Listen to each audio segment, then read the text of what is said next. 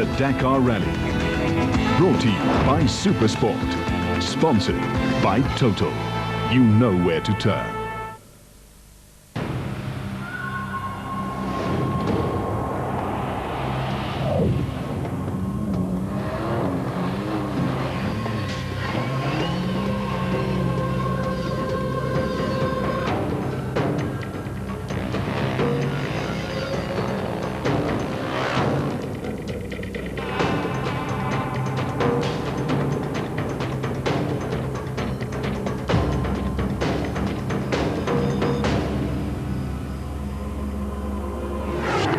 A very difficult stage today for those in the Dakar on stage 12. This rally is not over yet. There is always a sting in the tail.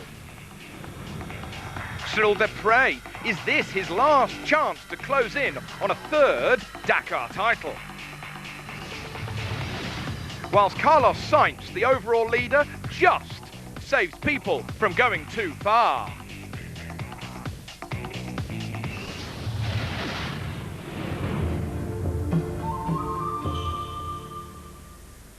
Yesterday, there was no stage of the rally after organisers were concerned about the weather preventing safety helicopters from taking off. The rally crossed over the top of the Andes at a height over 4,700 metres. The views were breathtaking. Were they on Earth or were they on the moon? This guy's saying what's amazing is the difference with all the views. We've been through canyons with red and black stones. We've seen so many different coloured minerals as well. Stunning, stunning scenery. We really enjoyed looking at the views. We stopped near a lake and a little refuge where we could stop and eat for a moment. It was fabulous. Even the overall leaders, Volkswagen, had time for a team photo on top of the world. Look at the beautiful scenery, you know, it's a stunning day out here, and the scenery is really lovely, so I think it was maybe a good idea, you know, the organisers had a good reason to do it, so we go with their decision. Overall leader of the rally, Carlos Sainz, had a gentle run over the Andes, or was it the moon? While American Robbie Gordon put on a show for our cameras. We came across this lake, it was just magnificent, magnificent. We stopped because we wanted to breathe for a moment and get rid of some of the stress of this rally. It was like a little holiday.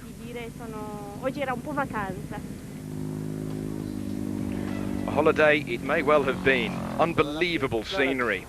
They took it all in. But the sunny day, it couldn't continue forever as the rally descended into Fiambala, where the crowds were there to greet the biggest motorsports event on Earth. The Argentines so happy to have the Dakar rally back on their side of the Andes after Chile had had its turn.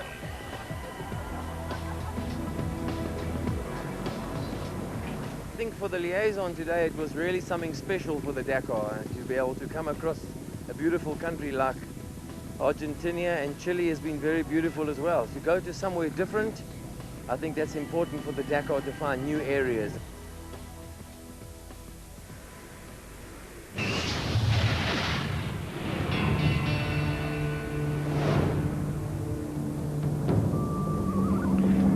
The Dakar 2009 continues. There is always a sting towards the end of any Dakar rally since its very first one back in 1979. We go from Fiambala to La Rioja, only 253 kilometers, but a very, very difficult stage for navigation.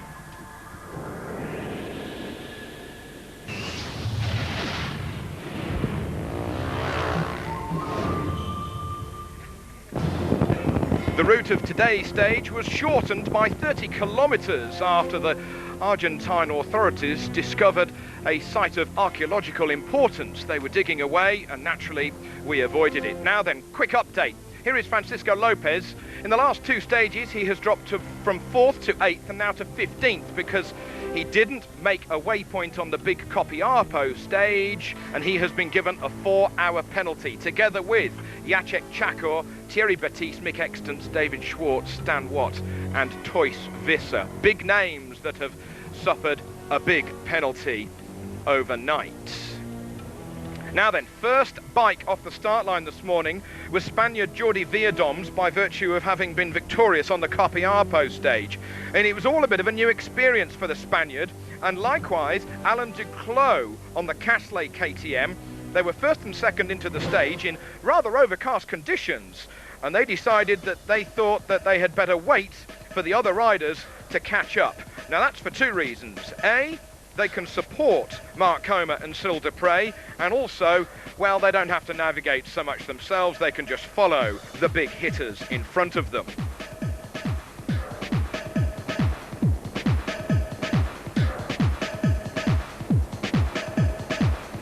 Mark Comer eventually, who was 7th off the start line this morning, he was safe with Jordi Villadoms and Alain Duclos around him. In case there was a problem, Mark Comer could call on the pair of them, and he has done just as such already this rally. Remember a couple of stages ago when Villadoms gave him a small part to mend Comer's clutch lever. Comer had a small spill, no great news in that, nothing to really write home about, but come the finish, it was Mark Comer who was second on the stage. Cyril Dupre leading at the halfway point and still trying to chase in and close in on the overall lead of Comer.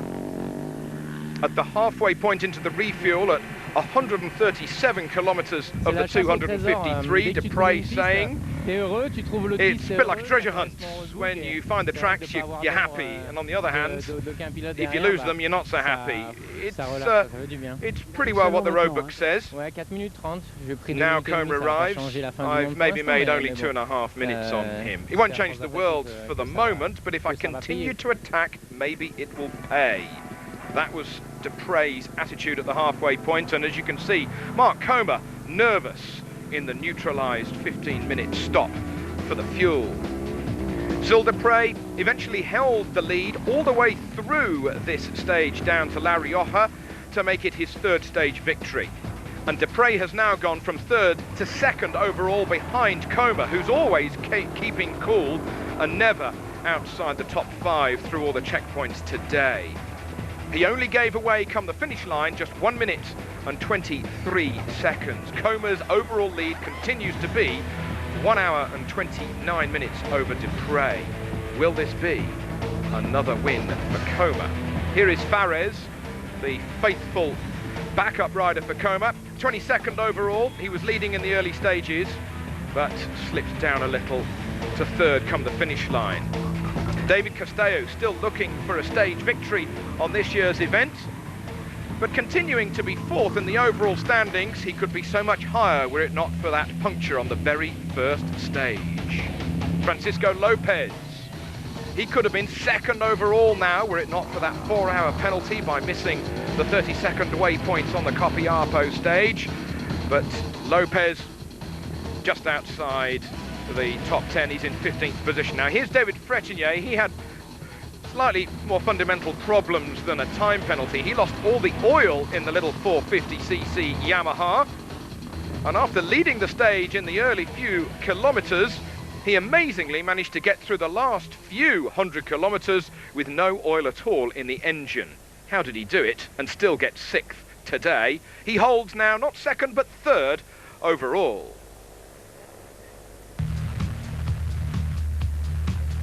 Dutchman Knoyman on his 690 KTM is still aiming to beat his best Dakar finish, which was 8th position a few years ago. He's currently in 9th in the overall standings, and he needs to find another 29 minutes if he's going to knock on the door of that 8th position come the finish in Buenos Aires this weekend. Now Palander's Oliver Setter with the Team Scandinavia KTM is still vying to be top Norwegian. Will it be himself or Ivar Erik Tollefsen on 4 wheels who takes Norway's honours? Oliver Setter, 6th in the overall standings. Here is Jakub Prozgonski. He's a 22-year-old Polish rider, and he's actually a student at Warsaw University, where he's studying to be an engineer. And in his first Dakar, he is going well in 11th in the overall standings. Helder Rodriguez, the man from Portugal, he says it's an honour to ride at this level. An honour indeed it may be. 5th overall today, and closing in on Palander's Oliver Setter. Only 3 seconds between them in the overall standings. very close indeed. Rodriguez got Oliver Setter breathing right down his neck. And whilst the big hitters managed to get to the finish, others once more were discovering that the Dakar organisers were putting more than a sting in the tail.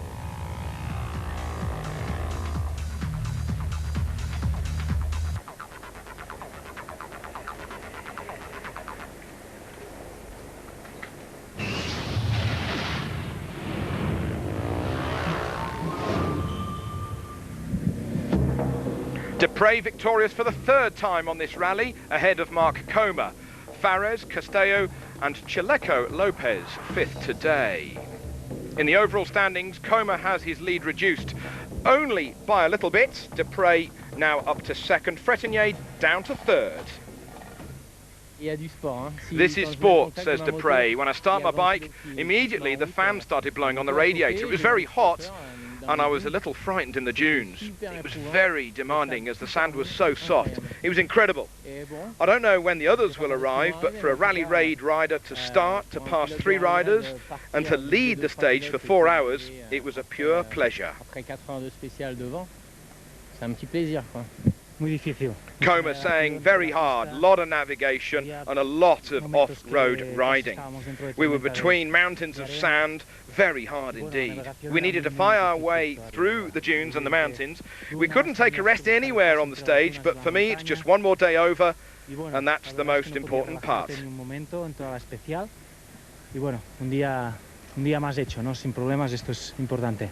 I had an oil problem before we got to the refueling stop. I had no more oil left in the engine at all. For me, I thought it was over. But it's a miracle. I pulled out the dipstick and there was no more oil. I just don't know how I got here.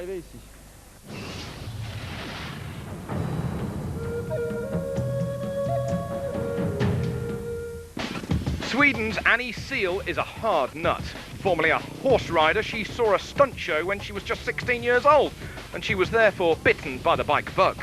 At 40 years old, and small enough to make her KTM 525 look big, she's in amongst all the men in a rally that breaks most men. So how does she cope?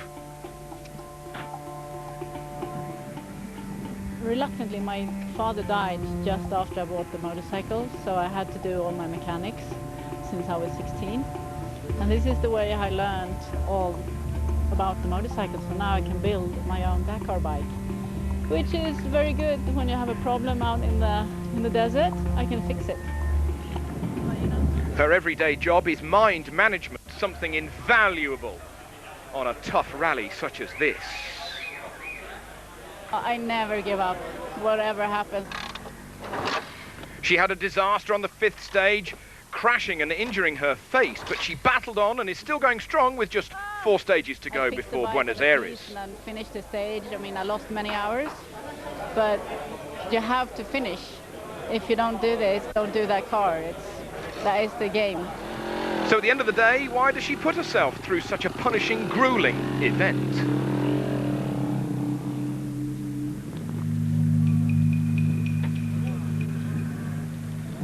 It's like life in a bubble. It's very condensed here. You experience all emotions, happiness, anxiety, disaster, and then when you overcome yourself, that is the biggest reward. As we close in on Buenos Aires, Annie is 57th out of 118, still in the rally.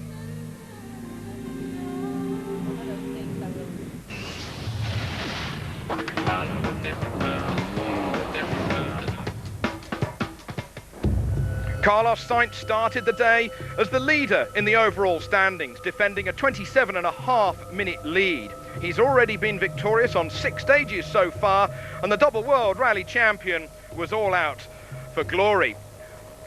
Gerlan Schischerit started 4th on the road. He nearly went over the edge of a sharp drop. He had caught Sainz for 6 minutes. He was lucky to get away with it, but as our camera pans back, we can see that Carlos Sainz has gone over the edge and the leader crashing out of the Dakar rally on the 3rd to last stage. And drama indeed. Sainz in the car, Michel Perrin, the co-driver, also in the car, and it was going no further. The medical helicopter soon landed and was tending to the Frenchman and co-driver Michel Perrin. Sainz still with his crash helmet on, and Sainz more than concerned for his friend and colleague. Perrin screaming in pain with his shoulder. It was later diagnosed that he had broken his shoulder. And how close was Nani Roma to joining Sainz in the carnage below? But Sainz was adamant that his rally could continue. He was moving the stones, moving the rocks, and still with his crash helmet on, was adamant that he could continue. But then he got news from the medical staff that Michel was too badly injured. C'est pas normal ça, eh? This is not normal at all. How is possible? Oh, c'est pas dans le wrong book.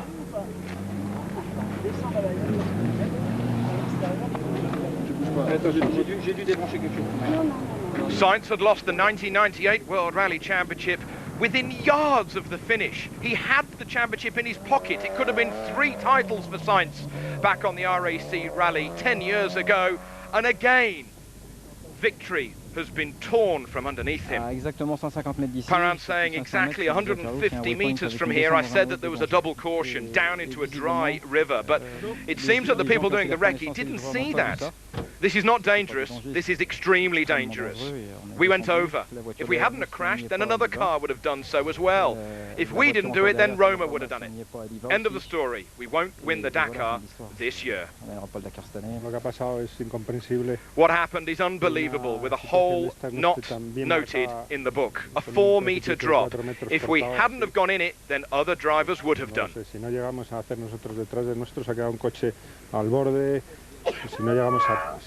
parar a 2 o 3 coches van detrás nuestro. Quelle déception terrible. Have you been fooled? Es así. Yes, we've been fooled. Carlos Sainz's car completely destroyed, but a credit to the safety. 79.61 kilometres on the road book. That was where his rally completely fell apart.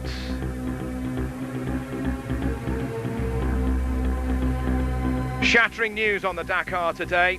2 years' work and the Dakar victory has collapsed around Carlos Sainz.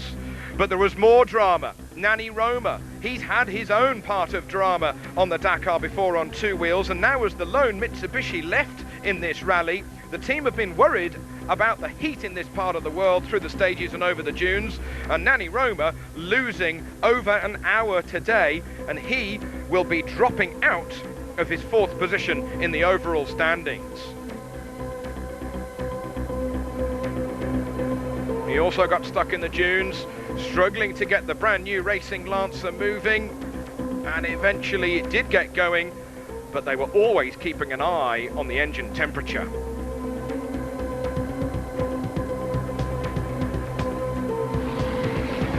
Roma then continued, but precious time had been lost, and although he made a very, very tricky descent, at the time of doing this broadcast, Roma still not in at the finish here at La Rioja.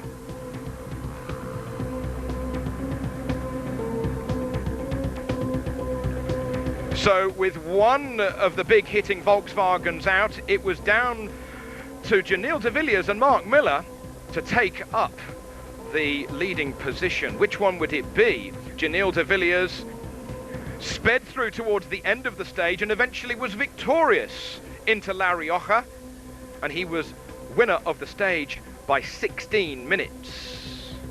The question was, how would Mark Miller do, who had taken the lead after Sainz's demise? On board with Miller and South African Ralph Pitchford, they had lost the rear part of the bodywork. That doesn't matter, but they soldiered on, and come the finish, de Villiers was confirmed as the victor of the stage, ahead of Miller by 16 minutes and 17 seconds. But crucially, de Villiers now leads the Dakar by just 2.5 minutes as we come into the last 2 stages, to Cordoba and then to Buenos Aires in 2 days' time. There are still 772 kilometres remaining. That's 480 miles And as many other people have discovered, anything can happen even on the very last day. Will it go to South Africa or will it go to America? That is going to be the showdown of this rally. And you never know, if any of those Volkswagens make a mistake, it could be Robbie Gordon. He started the day 5th in the overall standings and he's now up to 3rd. Christoph Holovic, he has been cooled down by his co-driver Jean-Marc Fortin. The Pole is adamant that he's trying to get some time back after he lost time on the Copiapo stage with a broken prop shaft. But Holovic is up to 5th now, but he's still 1 hour behind Ivar Erik Tollefsen in the sister Nissan built in South Africa. Tollefsen now the leading Norwegian. Dieter Depping now the 3rd of the 3 Volkswagens left in this rally, whilst Leonard Nowitzki 5th on the stage today with his BMW X3 having a good run. Gerland Schischerit, his teammate, although he had a good start to the stage, slipped down after losing time towards the end. Many others were losing time. The Dakar organisers said that it was going to be a very difficult stage with no specific road or track to follow. You had to go off-road and find your own route. We may well be heading towards Buenos Aires. You may well be on top of the world, but you can still get stuck going nowhere.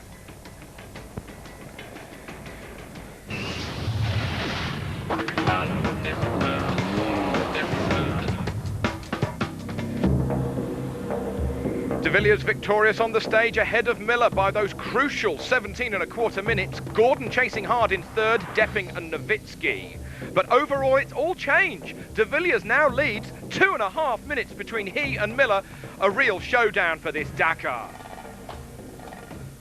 We stopped once to deflate, and then the next time we went into a big canyon with a lot of rocks. We could not find a pass, and Dirk had to get out to look for a place to pass. We found Robbie there as well, and then later on we got stuck at it for a short while on a dune, so had to just jack the car up a little bit and then continue. So really tricky, I must say. It was not easy. The most difficult stage ever that I've ever done. I can't even explain how difficult it was. Not just the navigation, the white sand in the dunes was so soft. We were stuck one time. I was sure we would be camping there. It was, and then we were stuck again, and the car was completely like this, straight up and down. We went into a dune, and I couldn't see it. So it was absolutely insane. What a day, what a day. Decent run for us. About 70 kilometers back, I got stuck in a rock canyon, and I burned the clutch, and I had to run first gear the whole way. But I was, in front of all these guys, and got myself trapped. And it's going to be interesting to see what happens with Nanny now. Maybe we find ourselves sitting here 3rd, but it's going to be a close race for sure.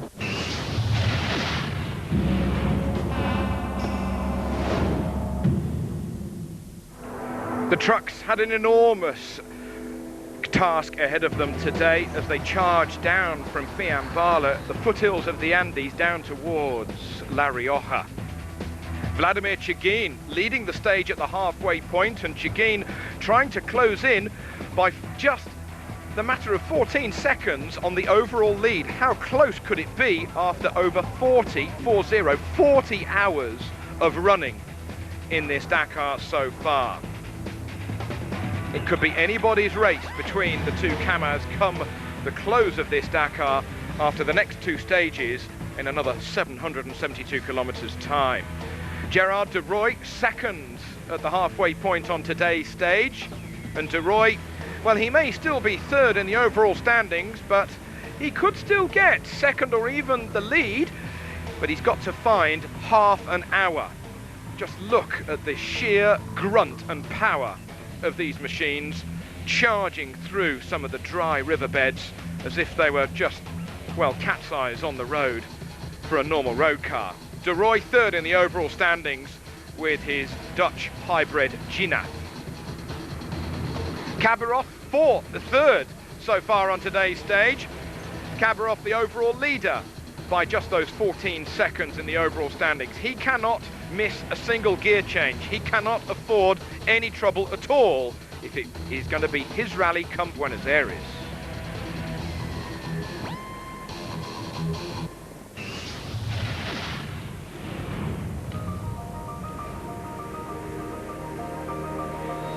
Tomorrow, stage 13. Will it be lucky for some? Stage 3 has so far been the longest at 551 kilometres. Tomorrow, therefore, the penultimate stage of this year's Dakar is actually going to be only 6 kilometres off being the longest. It will have a sting in the tail. Make sure you join us for a hell of a finale.